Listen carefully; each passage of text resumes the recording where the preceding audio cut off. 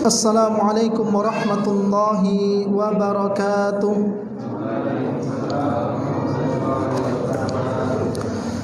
Alhamdulillahilladzi arsala rasulahu bil huda wa dinil haqqi liyudhhirahu 'alad dini kullih wa kafa billahi shahida wa asyhadu an la ilaha illallah wahdahu la syarika lah wa asyhadu anna Muhammadan 'abduhu wa rasuluh.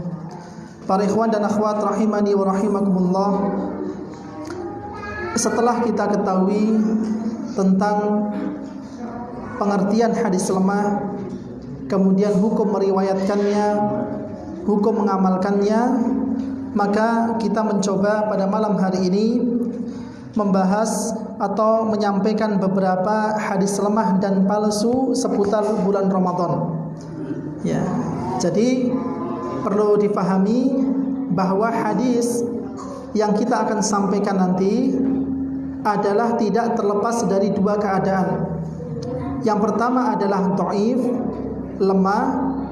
Kemudian yang kedua adalah maudhu', yaitu palsu.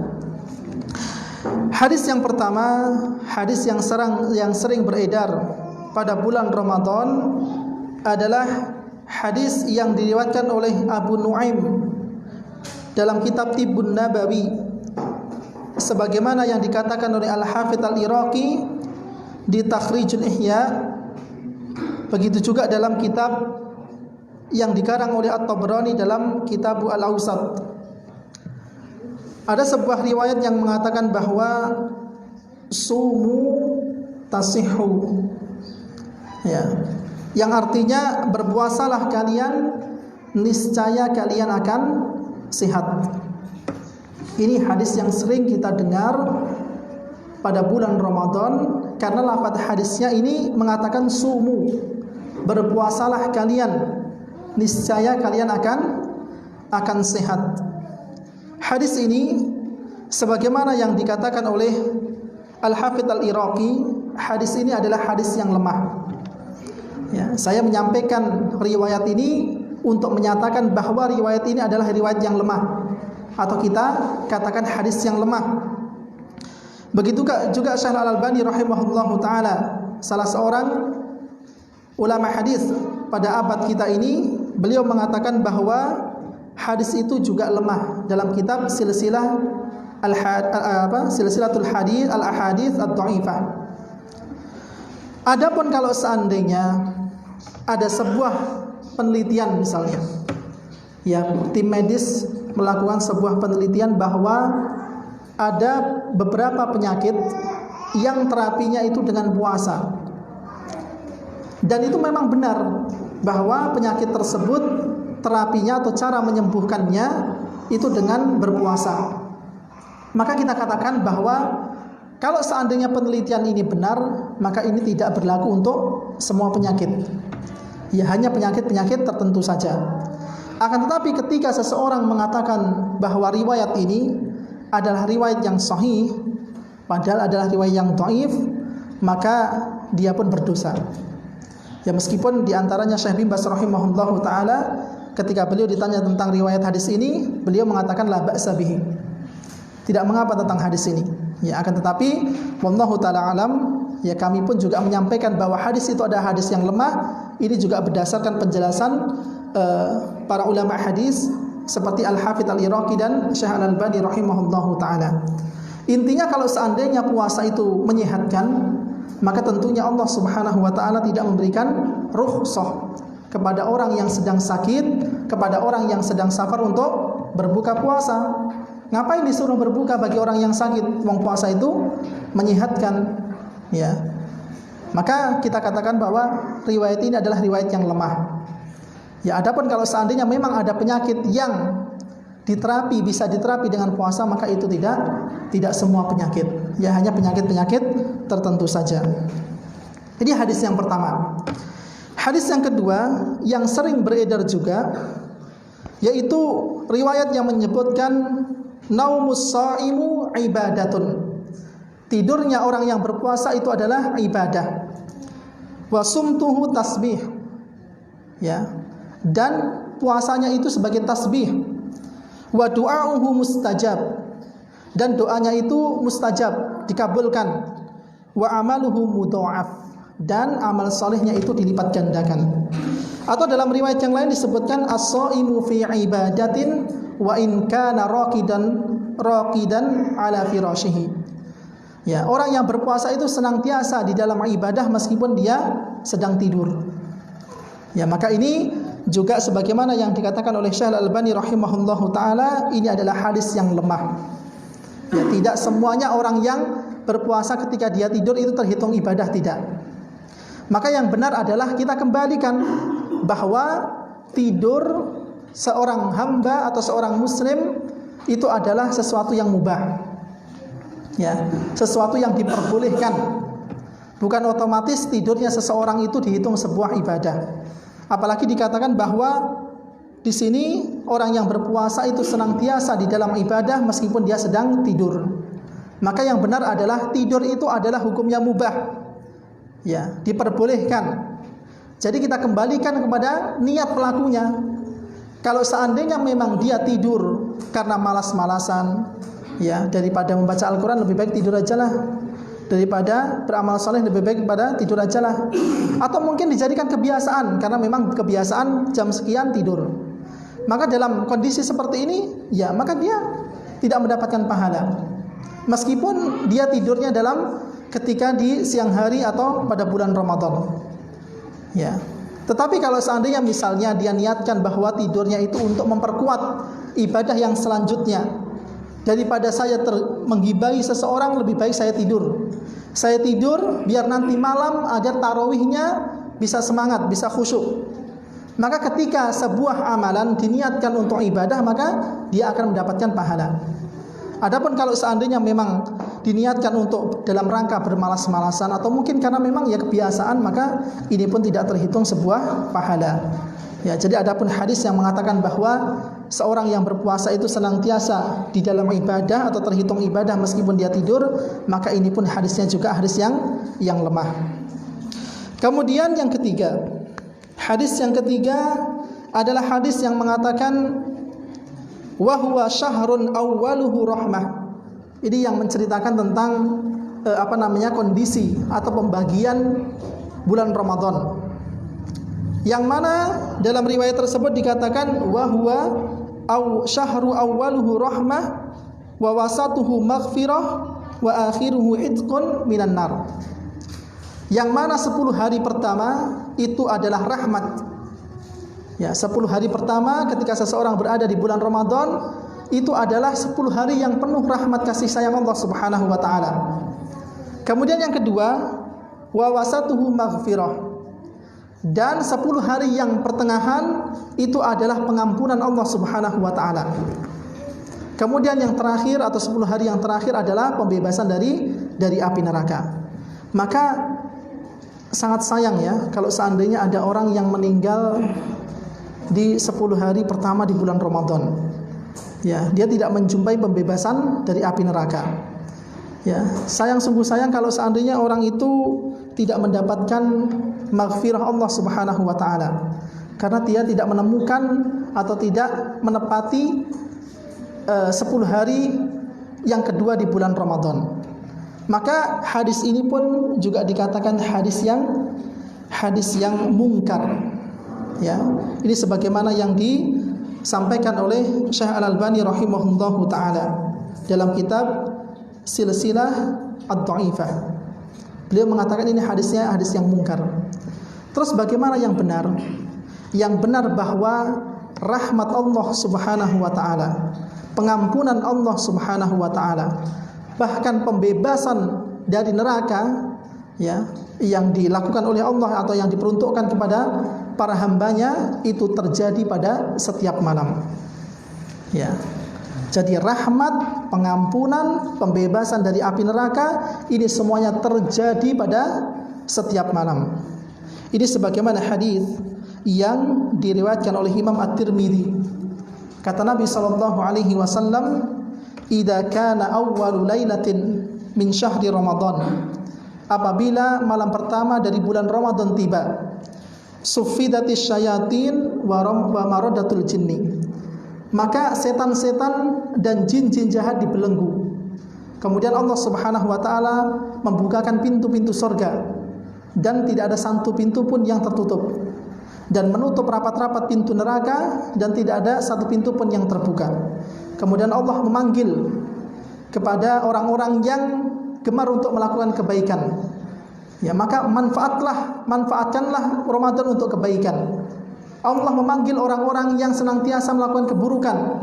Maka tahanlah kalian dari keburukan di bulan Ramadan.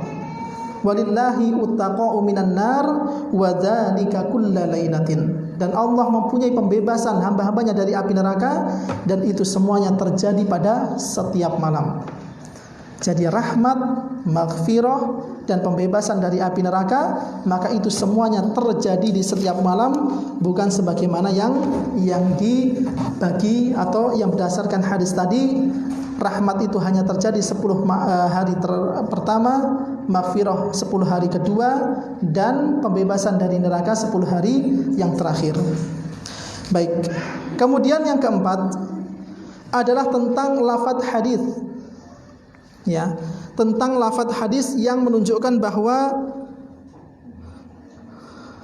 sebagian kaum muslimin, atau kalau tidak mau kita katakan sebagian, ya mayoritas kaum muslimin ketika berdoa menjelang buka, maka di antara kaum muslimin ada yang mengatakan atau mengucapkan doa, Allahumma laka sumtu wa ala rizkika aftartu fataqabbal minni innaka antas samiul alim. Atau dalam riwayat yang lain disebutkan, Allahumma laka sumtu wa bika amantu wa ala rizkika aftartu bi rahmatika ya arhamar rahimin. Maka hadis ini tidak ada atau tidak terdapat dalam kitab manapun. Ya. Lafaz doa yang semacam ini, ya sebagaimana yang ditulis oleh penulis, maka lafaz yang seperti ini tidak terdapat dalam kitab hadis apapun. Dan terus bagaimana Ustaz lafaz doa yang benar ketika seseorang ingin berbuka? Ya, maka Nabi SAW mengajarkan apabila beliau ingin berbuka puasa, beliau mengucapkan dhahabat dhama'u wa batallatil uruqu wa thabatal ajru insyaallah.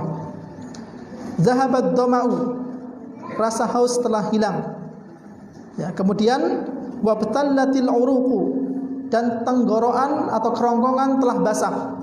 Wa thabatal ajru, mudah-mudahan pahala ditetapkan insyaallah. Maka inilah doa yang bisa diamalkan ketika seseorang ingin berbuka puasa.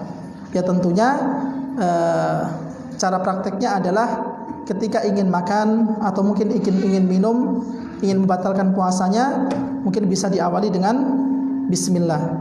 Kemudian setelah itu dia minum atau makan, habis itu baru mengucapkan doa tersebut, dhahabat dhama'u wa batallatil uruqu wa thabatal ajru insyaallah. Ya meskipun sebagian ulama mengatakan ya tidak mengapa doa ini dibaca sebelum makan dan minum. Ya. Dibaca sebelum makan dan minum. Karena terkadang ya fi'il madhi itu menunjukkan akan sesuatu yang akan dikerjakan. Misalnya ketika ada seorang muadzin, ketika dia mengucapkan ketika iqamah, ya, dia mengucapkan qad qamatis shalah. Qad qamatis shalah. Ya, ini artinya apa? Salat telah didirikan atau salat akan didirikan? Salat akan didirikan. Ya, salat akan didirikan meskipun menggunakan ya kalimat fi'il madhi. Begitu juga dalam hadis ini, meskipun digunakan fi'il madhi, maka tidak mengapa juga ketika mempraktekannya atau membacanya sebelum makan dan minum. Ya insyaallah ini tidak masalah dan ini merupakan kelonggaran. Baik. Kemudian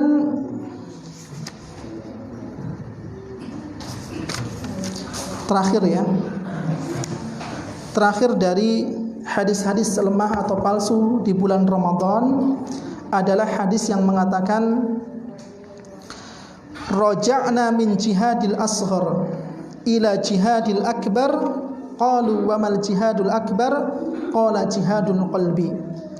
Dalam riwayat hadis tersebut dikatakan kita telah kembali dari jihad yang kecil menuju jihad yang besar. Kemudian para sahabat bertanya, wahai Rasulullah, apa yang dimaksud dengan jihad yang besar? Adalah jihad melawan hawa nafsu atau jihad hati. Ya, maka riwayat yang menyebutkan seperti ini, ya, ini sebagaimana yang dikatakan oleh Syekh Al-Albani rahimahullahu taala. Beliau mengatakan hadis ini adalah hadis yang mungkar. Adapun Syekhul Islam Ibnu Taimiyah rahimahullahu taala, beliau mengatakan bahwa ini bukan hadis, akan tetapi ini perkataan seorang tabi'in yang bernama Ibrahim ibni Abi Ablah. Ya, tidak sampai marfu' kepada Nabi sallallahu alaihi wasallam, tetapi ini athar yang maqtu'. Ya, hanya sampai kepada tabi'in. Ya. Ini sebagaimana yang dijelaskan oleh Syekhul Islam Ibnu Taimiyah. Ya, jadi ceritanya ketika Nabi SAW, ya ini ceritanya ya, ketika pulang jihad dari peperangan Tabuk kalau tidak salah. Kemudian setelah itu disampaikan bahwa Nabi mengatakan, kita ini baru pulang dari jihad yang kecil, ya, menuju jihad yang besar. Maka para sahabat mengatakan, jihad yang besar itu apa? Yaitu jihad melawan hawa nafsu. Ya. Maka kata Syekhul Islam Ibnu Taimiyah, ini bukan perkataan Nabi, akan tetapi perkataan salah seorang sahabat, salah seorang tabi'in yang bernama Ibrahim ibni Abi Ablah. Ya, ini bisa dilihat dalam kitab Majmu' Fatawa beliau. Ya. Maka ya, bagaimana dikatakan bahwa perang jihad itu dikatakan dengan jihad kecil, ya. Ya, karena jihad ini merupakan dzirwatus sanamil Islam. Ya, puncaknya Islam adalah jihad. Ya, akan tetapi pembahasan jihad sangatlah luas, ya, yang tidak bisa kita sampaikan dalam satu pertemuan. Ya, wallahu taala alam, ini diantara hadis yang bisa kita sampaikan. Masih ada beberapa hadis, ya, tetapi mudah-mudahan dari hadis yang mungkin sering tersebar, ya, ketika bulan Ramadan, baik itu hadis-hadis yang lemah atau yang palsu, ini bisa kita waspadai. Ya, artinya seseorang ketika menemukan sebuah hadis tidak langsung percaya bahwa itu adalah hadis yang sahih, apalagi hadis tersebut datang dari orang yang fasik, orang yang awam yang tidak terlalu paham tentang ilmu hadis. Baik para ikhwan dan akhwat rahimani wa rahimakumullah, ya, insyaallah ini pertemuan terakhir kita, ya, sebelum memasuki bulan Ramadan.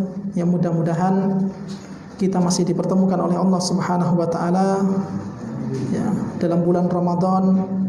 Allah masih memberikan kita taufiknya sehingga kita pun juga dimudahkan oleh Allah Subhanahu wa taala dalam beramal saleh. Ya, salah satu bentuk dalam rangka nasihat atau menasihati, maka saya teringat tentang kisah Imam Malik bin Anas rahimahullahu taala. Beliau ketika memasuki atau ingin memasuki bulan Ramadan, maka beliau pun juga menutup kajian hadis beliau. Ya, beliau mempunyai kitab yang berjudul Al-Muwatta, ya, kitab hadis. Ya, beliau adalah Imam Darul Hijrah, ya, tokoh ulamanya kota Madinah ketika itu. Maka ketika ingin memasuki bulan Ramadan, maka beliau pun mulai untuk memfokuskan diri sendiri. Ya, memfokuskan diri sendiri agar bagaimana seorang muslim ketika bulan Ramadan dia bisa beribadah semaksimal mungkin. Ya, makanya ya, kita cukupkan kajian kita, kajian pekanan kita, ya, pada pekan yang pertama ini di bulan, ya, April, atau ini kita berada pada akhir bulan Sya'ban. Ya, kurang lebih 11 hari lagi kita akan memasuki bulan Ramadan. Ya, mudah-mudahan Allah Subhanahu wa taala masih mempertemukan kita, ya. Kemudian nanti ya insyaallah, ya, kalau memang ada acara iftar jama'i, ya insyaallah kita akan bertemu kembali. Ya, mudah-mudahan kita dipermudah oleh Allah Subhanahu wa taala. Kita berusaha untuk mengilmui terlebih dahulu sebelum beramal saleh, khususnya ketika bulan Ramadan. Baik, silahkan kalau seandainya ada yang masukan atau yang ingin disampaikan, kami persilahkan.